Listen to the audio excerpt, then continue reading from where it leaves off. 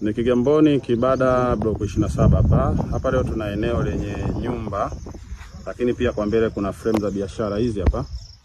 Frame zipo 3 pamoja na choo cha public hicho hapo. Sasa leo tuna eneo hili lina ukubwa wa square mita 2000, linatizama hii barabara ya mtaa. Kama unavyoona ni baudi yake bosi wangu. Mtaa ni mzuri sana. Mtaa ni mzuri, huduma za kijamii zipo kama umeme pamoja na maji. Eneo letu ni hili hapa. Eneo letu lina nyumba ndani yake ya vyumba viwili pamoja na sebule, pana umeme na kisima cha maji pia. Eneo ni kubwa kama unavyoona.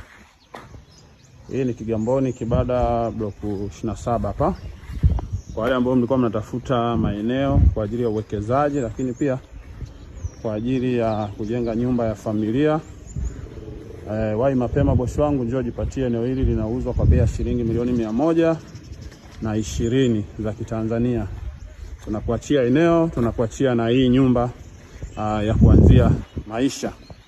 Na hapa utapofika bosi wangu, unahamia. Kama unamiliki milioni 120, njoo uchukue eneo hili, na limepimwa, lina hati miliki ya wizara, na nyumba bado ipo vizuri. Ndani ipo vizuri, ina jiko na sebule, unaona, ina vyumba viwili, ina choo ndani na eneo pia kama unavyoliona, na jiko lake pia lina nafasi, unaona. Kajumba ndo hako. Hili lote ndilo eneo lenyewe. Pana choo cha public pia kichopo nje. Hichi hapa choo cha public, kuna kisima cha maji, kuna mnara kama unavyoona.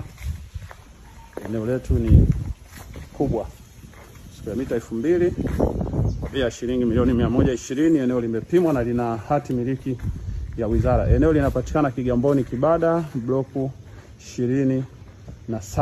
Karibuni na asanteni sana.